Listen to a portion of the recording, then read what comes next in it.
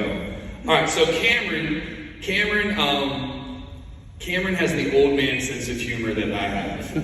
So Cameron and I naturally bonded over that. And one of the things I love about Cameron is, I don't know how many of you know about the scoreboard and the clock at our school, but it is the worst thing in the world. That thing is my worst enemy.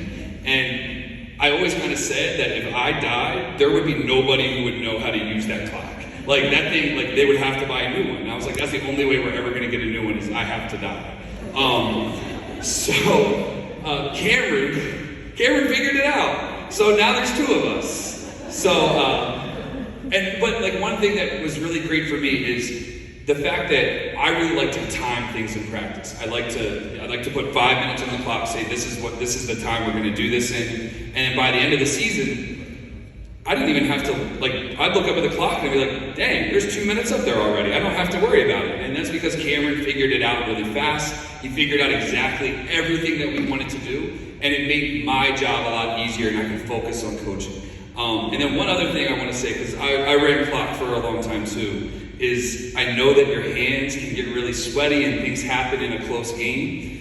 And I want to shout him out for, and one of the things I'm going to talk about in a second is one of the things I preach to my team is we're a family, and everything we do, every single person contributes to it. It's never an individual effort. And when I don't know if you guys know this, but we hit a buzzer beater against Sudbrook this year and won that game. But in those moments, that button that you have to push gets awfully big, and it can get a little scary when there's just tenths of a second on the clock. And Cameron never hesitated. You watch the clock from the game. He hit it at the perfect time. Made sure we had enough time to get that shot off. And that's a really big contribution that no one's ever going to talk about, and I want to make sure I shout him out for that. So Cameron.